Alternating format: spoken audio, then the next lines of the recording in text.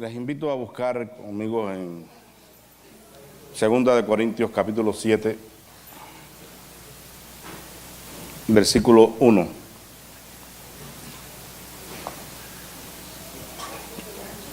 Segunda carta del apóstol San Pablo a los Corintios, capítulo 7, versículo 1 dice así: Así que, amados, puesto que tenemos tales promesas, limpiémonos de toda contaminación de carne y de espíritu, perfeccionando la santidad en el temor de Dios. Te damos gracias, amado Padre, porque una vez más estamos dispuestos a compartir tu palabra, la cual nos desafía, Señor, nos enseña, nos consuela, nos da esperanza y fuerza para seguir adelante. Bendícela en nuestros corazones en esta hora y trae, Señor, a nosotros la obra perfecta que quieres realizar. Nos ponemos en tus manos, Padre, porque separados de ti nada podemos hacer. En el nombre y por los méritos de Jesucristo. Amén.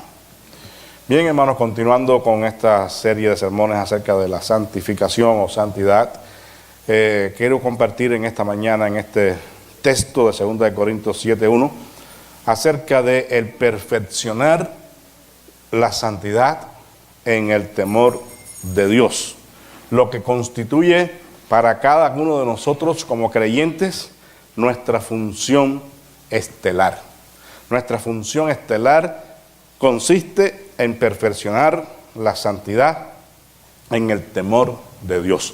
No sé si ha escuchado usted alguna vez esa frase relacionada a algún actor, a un atleta, a un músico, un político, aún hasta un predicador, pudiéramos añadir a la lista, cuando se refiere a que va a asumir o a hacer su función estelar. La función estelar significa la función máxima, la más grande actuación, una acción especial, sorprendente, maravillosa, que supera toda expectativa. Es una función, una actuación, como lo dice la palabra, estelar, a la altura de las estrellas. O sea, es el máximo desempeño del individuo en su carrera. Y cuando eso ocurre, pues son muchos los que acuden allí y se hacen unas grandes congregaciones de gente para ver actuar a la persona. Hace poco una mujer ya bastante avanzada en edad logró lo que nunca antes había logrado y había intentado varias veces en su vida. Se había preparado para eso, había fracasado, pero finalmente logró atravesar sin descanso el estrecho de la Florida, desde Cuba hasta las costas de Miami. Imagínense, ¿no? Qué logro, qué extraordinario. Para ella, después de tanto tiempo y haberlo intentado y fracasado, ahora su función estelar cruzó el estrecho de la Florida. No sé si han escuchado hablar del payaso Garrick, de apellido Garrick, pero es una historia real. Ese hombre era una estrella en esos asuntos de hacer reír a la gente, y recibe la noticia de la muerte de su madre momentos antes de actuar, y ese día tuvo una función estelar, porque a pesar de que él estaba con su madre muerta, que la que no pudo ir a velar, hizo reír a la gente.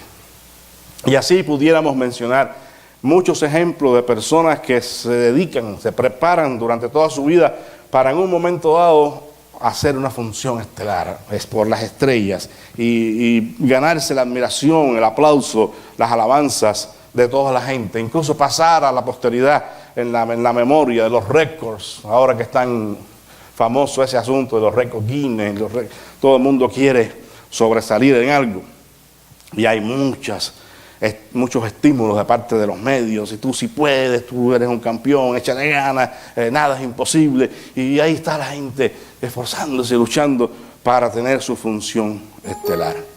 Es loable que toda esta gente persigan sus metas y propósitos en la vida, y que se esfuercen y se sacrifiquen para lograr esos objetivos, y eso no es en ninguna manera negativo ni nada que haya que criticar. La pregunta que nosotros hacemos es que si eso es así de grande y de bueno, ¿por qué no ocurre lo mismo con la vida espiritual? ¿Por qué no nos esforzamos y sacrificamos para parecernos más a Cristo cada día? ¿Por qué no tenemos metas espirituales en nuestra vida? ¿Pudiéramos hablar de una función estelar entre los cristianos? Bueno, yo discrepo de eso. En este caso, no nos prepararíamos para una función en el tiempo y el espacio de un día o de 3 días donde vamos a impresionar a todo el mundo. En este caso, la función estelar nuestra es de toda la vida. Es desde el día que nos entregamos a Jesucristo, desde el día en que Él perdonó nuestros pecados y fuimos salvos por la gracia de Dios. Desde ese día, como hemos venido predicando, hemos sido separados, santificados para Dios, para su gloria, para su honra, para su alabanza. Y desde ese día comenzamos a vivir nuestra función estelar, viviendo cada día para la gloria de Dios. Por eso dice el apóstol Pablo, cada día muero, porque cada día debemos nosotros contar con avances en el conocimiento de Dios, en el crecimiento espiritual, en el estudio de su palabra, en cultivar nuestra vida de comunión con Dios. Esa es nuestra misión estelar, perfeccionar la santidad sin la cual nadie verá al Señor. Él nos ha dado esa nueva vida, esa nueva naturaleza, pero nosotros somos los llamados a perfeccionarla, a crecer en ella, a abundar en los frutos del Espíritu Santo. El texto que hemos leído, perdón, estoy bastante afectado, no sé si pueda terminar, pero por lo menos estoy intentándolo. El texto que hemos leído en 2 Corintios 7:1 nos da a nosotros la razón por la cual debemos estar ocupados sosegadamente en perfeccionar la santidad. También nos dice cómo es que debemos hacerlo y por qué debemos hacerlo. Son las preguntas que trataremos de responder en esta mañana. Primero, tenemos la razón para perfeccionar la santidad, es decir, la vida que Dios nos ha dado en Cristo. Dice, así que, amados, puesto que tenemos tales promesas. La razón que nos da aquí el apóstol Pablo son las promesas de Dios. Pero si usted lee ese texto así, nada más, y lo saca del contexto donde está, y empieza a pensar en las promesas, ¿en cuáles promesas pensaría? Si alguien fuera del círculo de santidad tradicional, las iglesias de doctrina quizás wesleyana, se le pregunta esto a cualquier cristiano moderno de hoy, te va a hablar de las promesas de prosperidad, de las promesas de que Dios tiene de salud perfecta, que no hay, pero bueno, ellos así lo ven, que Dios te va a enriquecer, que Dios te va a hacer un hijo del rey y te va a dar todo lo que quiere, y por ahí se van a ir. El pensamiento va a ser en las promesas esas de prosperidad material, porque lamentablemente eso es lo que se está predicando hoy, y eso es lo que la gente piensa en cuanto a las promesas de Dios. Pero aunque Dios tiene promesas de prosperidad para sus hijos, porque el shalom de paz, la paz de Dios, ese plan de redención de Dios ocupa todo y abarca todas las áreas de la vida del individuo. Y hay prosperidad económica y también hay salud. Pero aquí, específicamente, cuando el apóstol nos dice que debemos perfeccionar la santidad en el temor de Dios debido a las promesas del Señor, no está pensando necesariamente en esas promesas que van a satisfacer algunas de nuestras necesidades más apremiantes, físicas, o emocional o materialmente hablando, sino que está haciendo alusión a lo que él mismo dice, versículos anteriores. Dice, no os unáis en yugo desiguales con los incrédulos, porque ¿qué compañerismo tiene la justificación con la injusticia, la justicia con la injusticia? ¿Y qué comunión la luz con las tinieblas? ¿Y qué concordia Cristo con Belial? ¿O qué parte el creyente con el incrédulo? ¿Y qué acuerdo hay entre el templo de Dios y los ídolos? Porque vosotros sois el templo del Dios viviente. Como dijo Dios, habitaré y andaré entre ellos y seré su Dios. y ellos serán mi pueblo. Por lo cual salid en medio de ellos y apartaos, dice el Señor, y no tocáis lo inmundo, y yo os recibiré y seré para vosotros por padre, y vosotros me seréis hijos e hijas, dice el Señor Todopoderoso. ¿Cuáles son las promesas de Dios a las cuales alude el apóstol Pablo? Primeramente, la presencia de Dios en medio de su pueblo, hermanos. Esa promesa debe ser suficiente, más que suficiente, para que los hijos de Dios estemos trabajando cada día en perfeccionar la santidad en el temor de Dios. Porque Él está en medio de su pueblo. Él es el que está sobre nosotros y en nosotros. Él está presente en medio de nuestra vida. No solamente como congregación aquí los domingos. El Señor va contigo a tu casa y va contigo al mercado y está contigo en tu centro de trabajo. Está contigo mientras ves la televisión, mientras estás en tu computadora. Allí está el Señor, como un testigo silencioso de todo lo que vemos y hacemos. En estas conversaciones privadas, el Señor está escuchando todo lo que hablamos, aún los pensamientos que tenemos, porque Él está en medio de su pueblo. La Shekinah, la gloriosa presencia de Dios en medio de su pueblo. Versículo 16. Somos nosotros el templo del Dios viviente. Él habita en nuestros corazones. Y eso debe darnos a nosotros de la misma manera que nos infunde la confianza, la seguridad, la paz de que Él está con nosotros. Y si Él está con nosotros, ¿quién contra nosotros? Debe también inspirarnos temor y reverencia, hermanos, ante todo lo que nosotros hacemos o decimos o pensamos, porque Él está mirándonos. Todo lo que nosotros hacemos que nadie más sabe, Dios lo sabe. Y por eso es que debemos andar en temor delante de Él. El Señor le dijo a Abraham: anda delante de mí y sé perfecto. Abraham, delante de Él es que andamos, y a Él nadie le puede engañar. Por eso nuestro esfuerzo en perfeccionar la santidad en el temor de Dios tiene que ver con tomar medidas en cuanto a qué vemos, qué escuchamos, qué hablamos, qué pensamos, con quién andamos, con quién nos juntamos. Todas esas cosas, porque Dios está en medio de nosotros.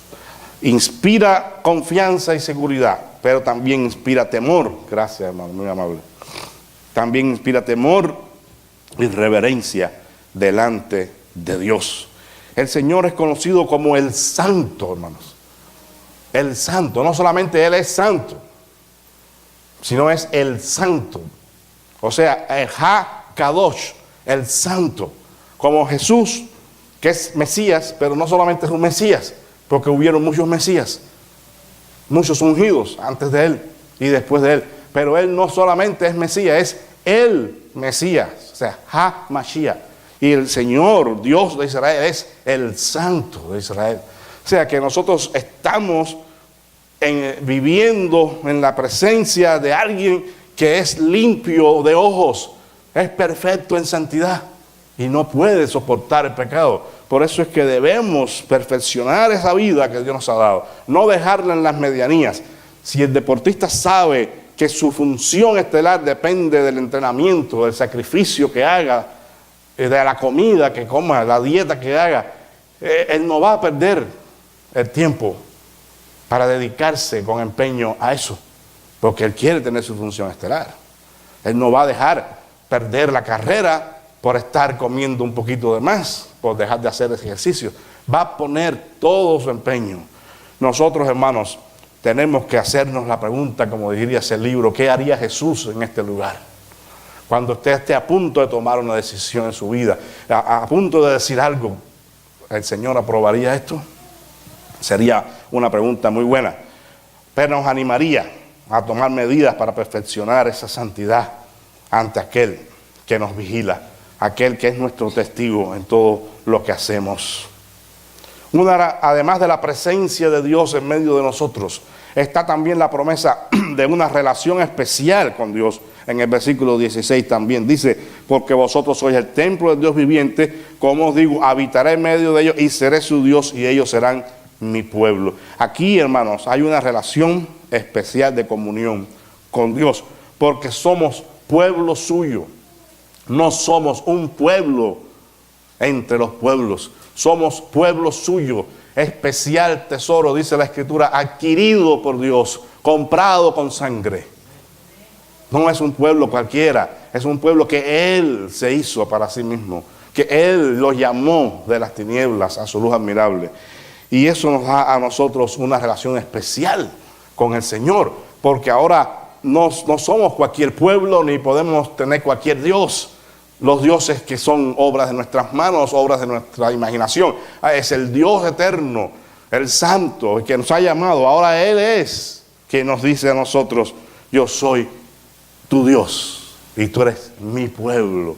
Eso nos da a nosotros también una sensación de descanso, de paz, de seguridad. Él es nuestro Dios, nosotros somos su pueblo. Entonces ahí hay una relación de comunión que puede crecer, que puede hacerse más estrecha, más sólida cada día entre nosotros y el Señor. Somos pueblo suyo y Él es nuestro Señor.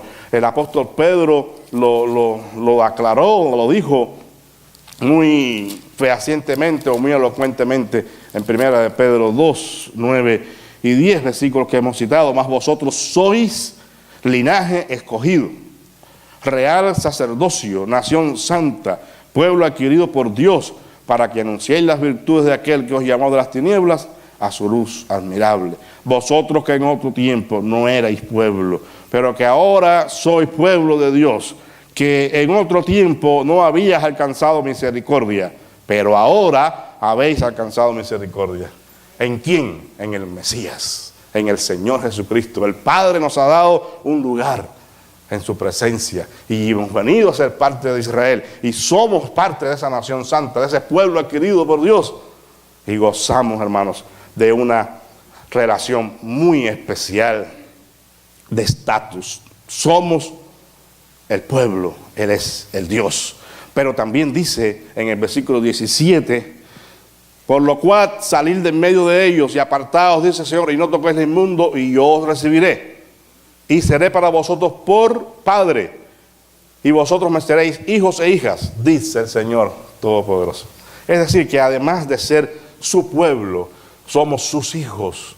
Todavía hay un paso más en esa relación de intimidad que nosotros podemos gozar con el Señor, por cuanto Él ha hecho todo lo que se habría de haber hecho para que se pudiera lograr, que fue el sacrificio, la muerte de nuestro Señor Jesucristo en la cruz del Calvario. Ahora hay una relación de afecto, cuando el Hijo busca la cercanía del Padre. Incluso la Escritura dice, podemos clamar, Abba, Padre. Podemos decirle papacito al Señor. O sea, es como la palabra que usa el niño para dirigirse a su papá. Papá, Abba. Y eso es grande, hermanos. Que el Dios Todopoderoso, que los cielos de los cielos no lo pueden contener, una criatura acá en la tierra pueda llegarse a Él con esa familiaridad, con esa confianza. Papá. Y decirle, papá, en mis manos, en tus manos está mi vida. Qué hermoso, ¿no? Padre e hijos. Hay una relación ahí de amor incondicional que Dios hace de esta relación para nosotros. Una relación invariable y eterna. Porque los padres, siendo humanos, aman incondicionalmente a sus hijos. Puede ser la oveja negra de la familia, pero el padre lo ama. Y si hay que hacer algo por él, lo hace. Puede haber cometido muchos pecados, muchas cosas en contra de ellos, pero el corazón de un padre, de una madre, es imposible que deje de amar. Es muy difícil. Ya no hay mucho de que asombrarse en este mundo y puede haber de todo, pero son casos extremos. Los padres aman con todo su corazón a sus hijos. Y el Dios Todopoderoso, hermanos, no puede negarse a sí mismo. El amor de Dios es incondicional. para nosotros. No va a faltarnos nunca. Lo único que hace división, ya lo vimos, ¿verdad? Hace unas semanas atrás. El pecado divide, estorba esa relación, pero no su amor. El amor de Dios está allí, invariable y eterno, porque con amor eterno te he amado, dice, y por tanto te prolongué mi misericordia. Estamos aquí, hermanos, en esta mañana sentados porque Dios nos ha amado, porque Él ha prolongado su misericordia sobre nosotros. Como dijera Jeremías, nuevas son cada mañana tus misericordias, Señor.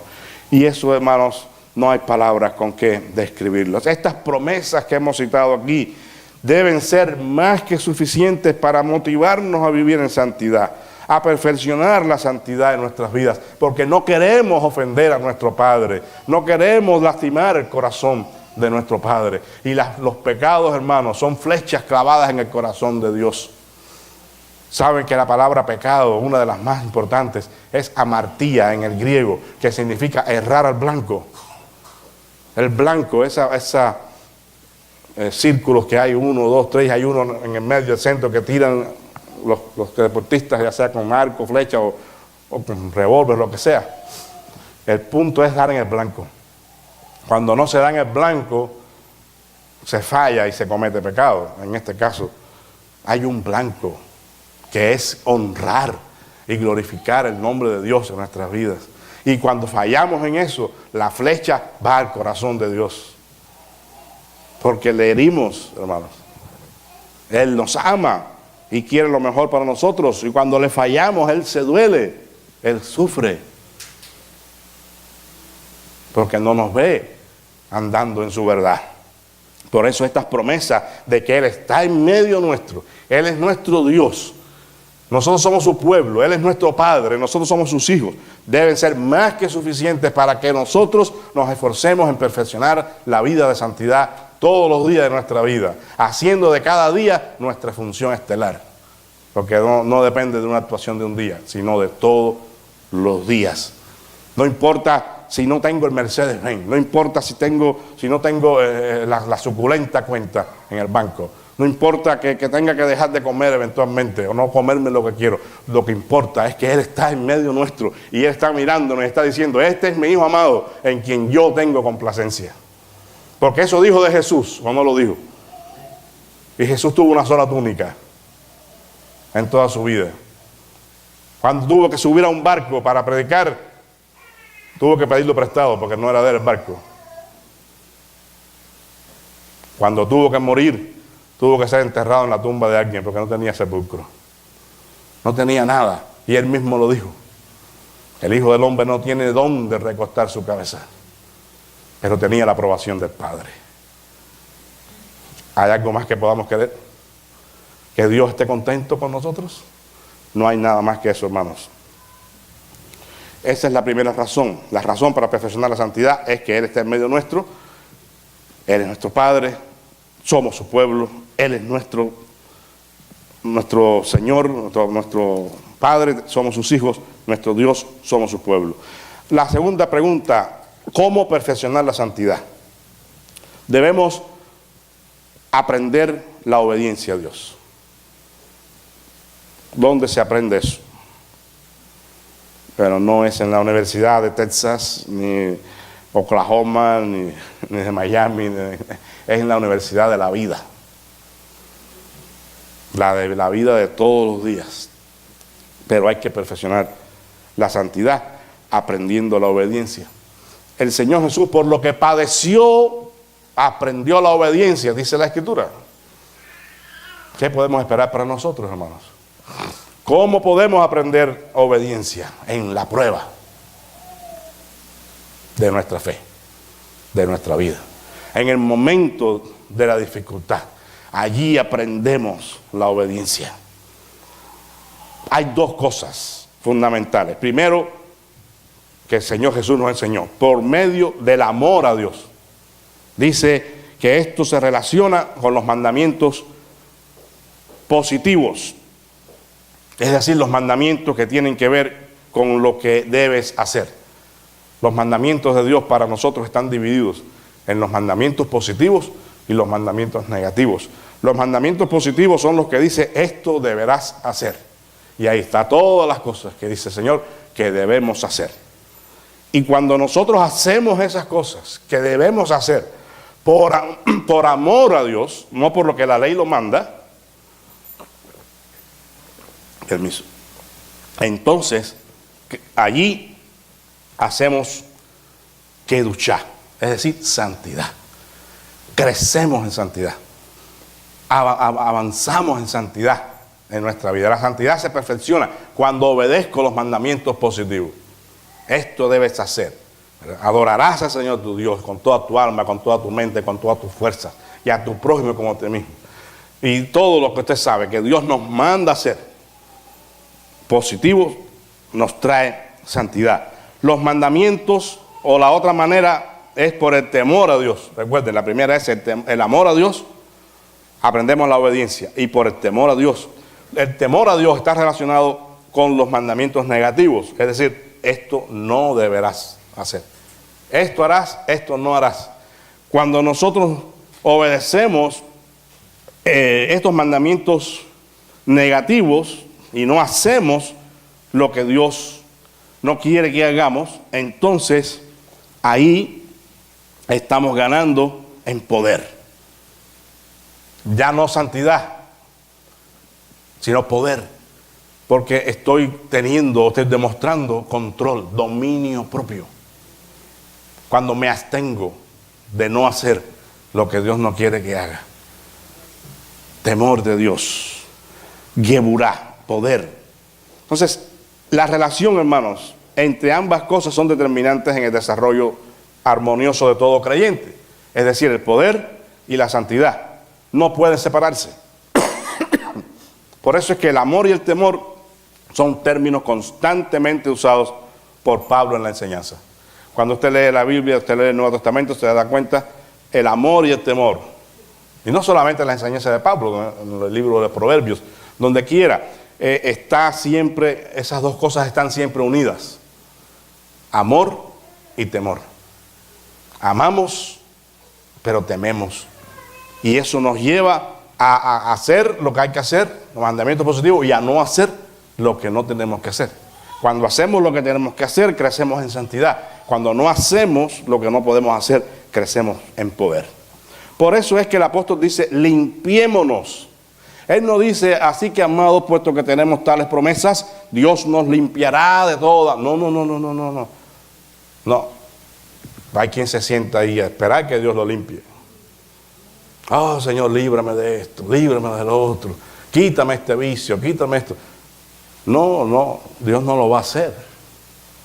Porque es una cuestión nuestra, en primera instancia. Somos nosotros los que tenemos que limpiarnos. ¿Cómo? Arrepintiéndonos de nuestros pecados, confesando nuestros pecados. No es que yo mismo me voy a lavar, es Dios quien me lava, es Dios quien me limpia, es Dios quien me purifica, pero cuando ve que yo estoy tomando las cosas en serio, entonces Él obra. Por eso dice, limpiémonos.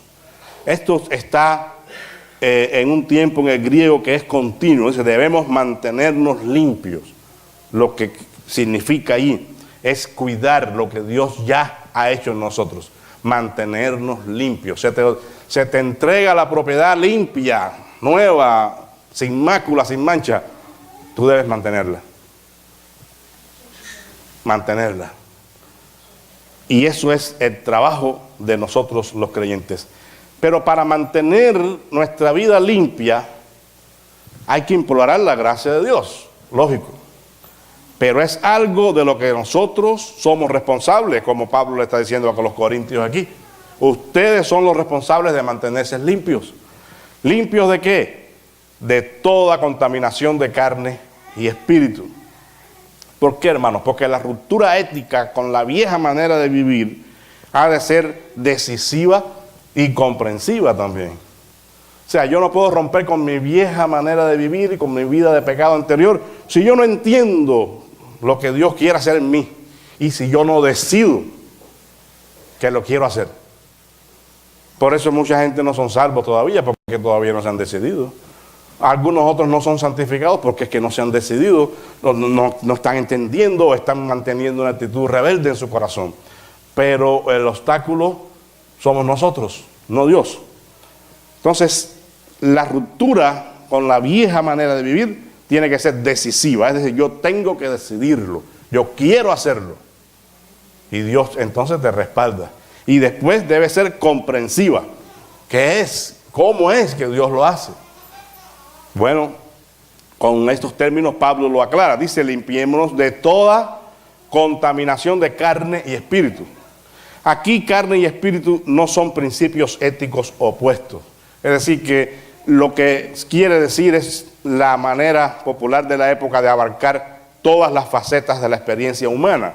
Es decir, incluye todo el ser en sus diferentes aspectos. Carne y espíritu, usted lo va a observar en otros pasajes bíblicos, no está hablando de la carne contra el espíritu. No son dos principios éticos opuestos. No se trata de eso. Está hablando de toda la persona en su integridad. Es una manera de la época de hacer alusión a todas las facetas de la experiencia humana. ¿Qué es lo que quiere decir? En otras palabras, ustedes deben mantenerse limpios en toda su vida, en todos los aspectos de su vida. Por ejemplo, si nosotros descuidamos los mandamientos de Dios, vamos a decir que nos guardamos de fornicación, nos guardamos de lascivia, de concupiscencia, de estar practicando sexo libre, todo lo demás es pecado escandaloso y no robamos, pero cuando tengo que comer, me como un pollo entero. Uno por la mañana y uno por la tarde. Y voy a un buffet y cuando los dueños dicen, ay, ya llegaron esos cristianos. Ya tenemos pérdida. Pues ahí estamos fallando. Es en toda nuestra vida. En todo lo que Dios nos manda. Porque si estamos en el pecado de la gula, no estamos agradando a Dios. Y tan pecado es ser comilón a ser fornicario. En toda nuestra vida, hermano. Hay muchísimos ejemplos. Usted es inteligente y el Espíritu de Dios le habla a su corazón. Pero es un cuidado que tenemos que tener de todos los aspectos de nuestra vida. De los más sencillos e insignificantes detalles que Dios quiere para nosotros. Si usted dice, yo amo a mi familia, pero a su mascota la tiene encadenada allá afuera, ni siquiera lo deja pasar a la casa, ¿para qué la tiene? Mejor déla a un refugio de eso. Pero maltrata a los animales, no, usted no puede ser, porque el justo cuida de su bestia, dice la Escritura. O sea, el amor de Dios, toda la vida de santidad es todo, hermano, es todo. No es ver la roja y dice, ay, qué bueno, a ver si me la llevo. No, si ve que va a haber un cambio de luz, no acelere para llevártela. Mejor ve frenando, como dice la ley, guardar la ley. Eso es santidad. En todo, hermanos. Perfeccionando, dice el apóstol. ¿Cómo se puede entender esta palabra? Bueno, llegar a una meta es lo que significa en el griego, perfeccionando. Llegar a una meta es una acción que se repite.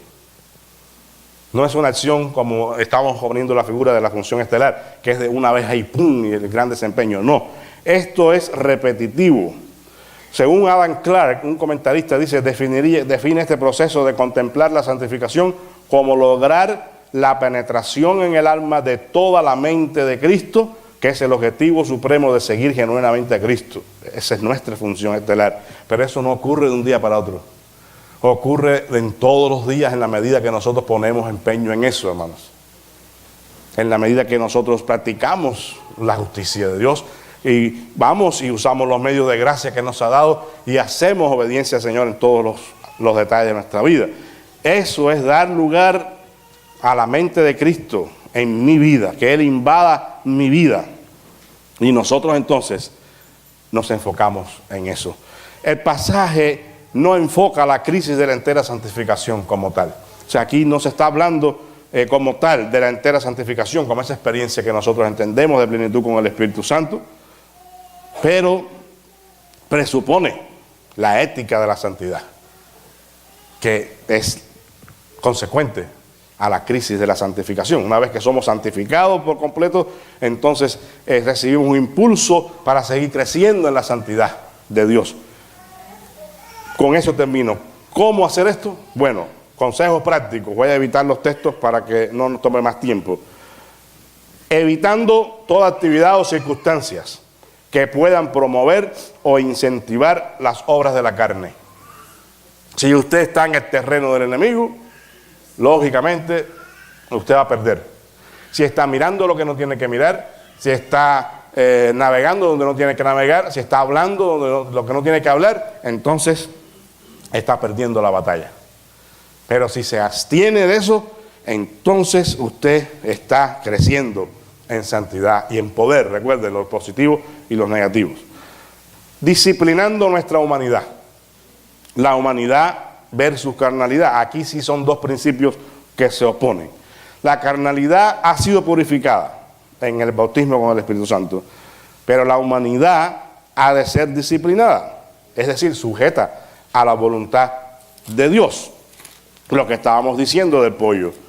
Si puedo comerme una pieza y con eso satisfago mi necesidad nutritiva, entonces ¿para qué me voy a comer el pollo entero, no? Eso es poner a la persona como sierva de la justicia. Primera de Corintios 9:27. Dice el apóstol, sino que golpeo mi cuerpo y lo pongo en servidumbre, no sea que habiendo sido heraldo para otros, yo mismo venga a ser eliminado. Es decir, Pablo ponía a Pablo como siervo de Pablo. Pablo, no vas a hacer lo que tú quieres hacer. No te vas a comer todos los pollos que quieres. No vas a ir a hacer todo lo que quieres, sino que vas a hacer lo que es correcto delante de Dios. O sea, Pablo sujeta a Pablo. Es decir, la humanidad, recuerden, la humanidad no es la carnalidad. La carnalidad es el principio de pecado con el que Dios trata directamente en la entera santificación. Pero yo no dejo de ser humano. Yo no dejo de llamarme Juan Rodríguez después de ser santificado, ni dejo de tener deseo de tener sexo, ni de comer, ni de dormir. Pero esos deseos los voy a satisfacer ahora en la voluntad de Dios, como Dios manda, no como el gallo. Que toda la gallina que ve, ¡pum!, se le monta. Ahora usted no va a hacer eso, ¿verdad? Porque ahora usted tiene una esposa. Y la Biblia dice, sepa tener cada uno su propia esposa en santidad, en la manera que Dios manda. Adorando con discernimiento. Primero, evitando toda actividad o circunstancia que puedan favorecer la obra de la carne. Disciplinar la humanidad. Adorar con discernimiento, es decir, con conocimiento de Dios y su palabra. Aquí habría mucho que decir, pero no puedo. Pero hermanos, hay que saber a quién se adora y cómo Él quiere que se le adore. Y eso tenemos que aprender mucho. Porque hay mucha gente por ahí cantando canciones que supuestamente son de adoración a Dios y el nombre de Cristo brilla por su ausencia. Una canción que se le puede cantar a un hombre o a una mujer fácilmente y enamorarla con ella. Y se canta ahí, pero ¿dónde está Dios? ¿Dónde está Dios? Usted pone el nombre de María, Elena ahí y pasa la canción. Quieren hacer dinero, no adorar a Dios. Porque si ponen a Cristo ahí ya no pueden vender sus discos. El círculo se le cierra. ¿Quién le va a comprar entonces los CD? Las iglesias. Y cuidado, porque hay algunas que no podemos como nosotros. Entonces ellos no van a hacer nada de dinero. Tengamos cuidado. La adoración es en los términos que Dios manda. Habría que aprender mucho de eso. Después, cultivando el espíritu del temor de Dios. Temor a Dios, hermanos, no es tenerle miedo a Dios. Es el respeto a Dios. Por lo que Él es el santo, recuerden. Y es el principio de la sabiduría, es el temor al Señor, dice la Escritura. Entonces, tengamos cuidado en cultivar ese temor de Dios. Dios está aquí. No es que vivamos con ese sigilio, ¿verdad? No. Pero tenemos que saber que Él está. Y si Él está, Él me está mirando. Entonces no tengo que tomar lo que no es mío o tratar de pagar menos. Y usted sabe cuántas cosas pueden darse ahí. Viviendo en el amor perfecto, primera de Juan 4:18. El amor perfecto también, hermanos, es el amor que Dios ha derramado, según 2 de Corintios 5:5, en nuestros corazones. Romanos 5:5. por el Espíritu Santo que nos ha dado. Pero hay que vivir en ese amor. Hay que vivir en ese amor, hablando las palabras de Cristo, no murmurando, no criticando, sino hablando la palabra siempre sazonada con sal para la edificación de la iglesia. Consagrándonos continuamente. Llegar a una meta, recuerden, es una acción que se repite. La vida cristiana no consiste de una, dos o tres experiencias. No se pueden poner así, una, dos, tres y ya está de todo. No. Es de todos los días. Aunque ya nos consagramos, aunque ya nos santificamos, tenemos que seguir creciendo. Según John Wesley, hay crecimiento antes y durante y después en la santificación. Siempre, hasta que lleguemos a la presencia del Señor. Porque vamos hacia una meta. Y la meta es la presencia de Dios. Entonces, la función estelar es de todos los días. Diferimos ahí, ¿verdad? En los ejemplos que hemos citado. Porque es de todos los días. Para eso tenemos los medios de gracia, tenemos la oración, que incluye alabanza y adoración a nivel personal. Hermanos, la oración no es para pedir. A veces confundimos y pensamos que la oración solo es petición. No, hay que adorar a Dios en la oración, hay que alabarle, hay que bendecirle, hay que agradecerle por todo lo que Él ha hecho, por sus bondades. Y después pide. La oración modelo no comienza, Señor, dame el pan nuestro de cada día. ¿Cómo que comienza? Padre nuestro, santificado sea tu nombre. O sea, comienza en Dios y termina en Dios, y en el medio estamos nosotros. El culto promueve la santidad de los móviles, es la vida comunitaria, la expresión de la fe en comunidad. Por eso es que el culto es importante y es una de las maneras de expresar la adoración a Dios. Debemos hacer, hermanos, todos los esfuerzos por participar de la mayor cantidad de cultos que la iglesia ofrece, para a través de esa compartir la fe en comunidad podamos también crecer en santidad y en conocimiento de Dios. La palabra que tiene lugar en los cultos de una manera especial, ¿verdad? Usted puede leer y estudiar su Biblia, pero en el culto estamos allí para unidos estudiar la palabra. Lamentablemente son muy pocos los que aprovechan este medio de gracia. Se estudia la palabra, pero no vienen. Tienen que hacer un esfuerzo. Los miércoles estamos estudiando la Biblia, libro por libro, versículo por versículo. No un estudio pero sí considerando lecciones prácticas para nuestra propia vida. El testimonio del trabajo cristiano sería la última manera. Es decir, la vida de santidad no es monástica, no es encerrada en mi cuarto. No, es que si no salgo de aquí, entonces no voy a ver mujeres, no voy a ver hombres, entonces imagínense ustedes, váyase para la montaña, ¿verdad? O vaya a un monasterio de esos que todavía deben existir, guárdenme aquí. Pero no va a resolver nada, porque la maldad está en el corazón. Tenemos entonces que vivir la vida de servicio cotidiano, de amor a Dios, de amor a todos, y eso es santidad. Y finalmente, hermanos, ¿para qué perfeccionar la santidad? Bueno, primero, para santificar su nombre. No comienza la oración, Padre nuestro, santificado sea tu nombre. Pues la manera de santificar el nombre de Dios es perfeccionando la santidad de nuestra vida. Es creciendo en santidad, es siendo mejores cristianos cada día. Es hacer Kiddush Hashem, o sea, santificado el nombre de Dios. Y de esa manera los hombres glorifican el nombre de Dios. Dice Jesús, para que vean vuestras buenas obras y glorifiquen a nuestro Padre que está en los cielos. En segundo lugar, para vivir vidas rectas, victoriosas y fructíferas. Los he puesto, dice el Señor Jesús, para que llevéis mucho fruto y vuestro fruto permanezca. ¿Cómo podemos dar fruto y permanecer dando frutos? Viviendo la vida de santidad, perfeccionando la santidad. Para disfrutar de su comunión y de su conocimiento. Dice la Biblia, la comunión íntima de Jehová es ¿con quién? Con los que le temen. A ellos dará a conocer su pacto. O sea, a los que perfeccionan la santidad. Dios le da a conocer sus secretos, sus tesoros de su palabra. Y finalmente, para ir a la presencia de Dios. Porque sin santidad nadie verá al Señor. Aunque ese no es el versículo apropiado, pero siempre se usa. El versículo más apropiado es: bienaventurados los de limpio corazón, porque ellos verán a Dios. Porque ver al Señor en Hebreos 12:14 es aquí en la tierra.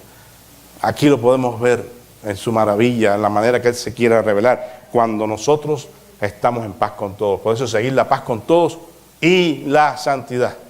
sin la cual nadie verá al Señor. Como se habrá dado cuenta, hermanos, la función estelar nuestra no consiste en un acto, en una presentación, en un tiempo y espacio definido. No es el maravilloso desempeño de un escenario, de un día, durante una noche de estreno. No es el modelar una vida de santidad en un día, impresionar a alguien con un gran sermón. No. La vida de santidad es la que vivimos todos los días, la que nos da el Señor la oportunidad de invertir en el reino, en los negocios de Él, porque dice la Escritura, en Él nos movemos y somos. Él es el centro y es también la periferia de nuestra vida, porque Él nos rodea, Él nos envuelve.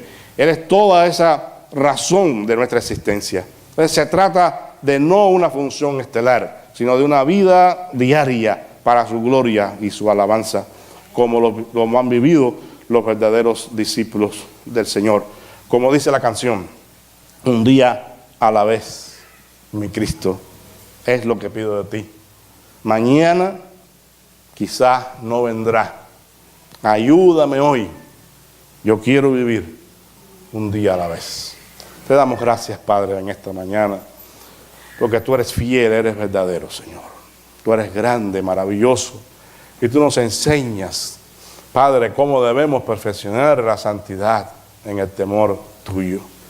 Reconocemos que te fallamos muchas veces y pedimos que nos perdones y que nos ayudes para levantarnos y permanecer en pie. Gracias, Señor, porque tenemos un deseo en nuestro corazón y es agradarte. Y sabemos que tú nos ayudarás en eso cada día y nos vas a llevar, como dice tu palabra, de triunfo en triunfo y de gloria en gloria, Señor. Y vamos a llegar un día al reino de nuestro Señor Jesucristo, porque tú nos has dado una entrada amplia y generosa a ese reino, Señor. Yo te pido que tú mires en esta mañana nuestros corazones. Tú sabes cómo te necesitamos y la manera en que te necesitamos cada uno de nosotros. Te ruego que toques los corazones para salvación de los que nunca han recibido a Cristo en su corazón, nunca se han arrepentido de sus pecados. Te pedimos, Señor, que trates con ellos.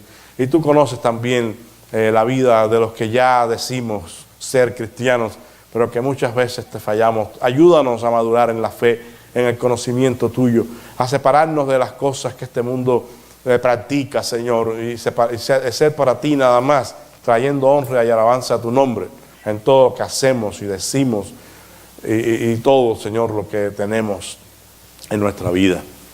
Te damos toda la gloria en esta mañana, Padre. Te ruego que si alguien siente la necesidad de pedir en oración en el altar, que no se quede allí, sino que busque, Señor, tu nombre, tu presencia en esta hora, en el nombre de Jesucristo.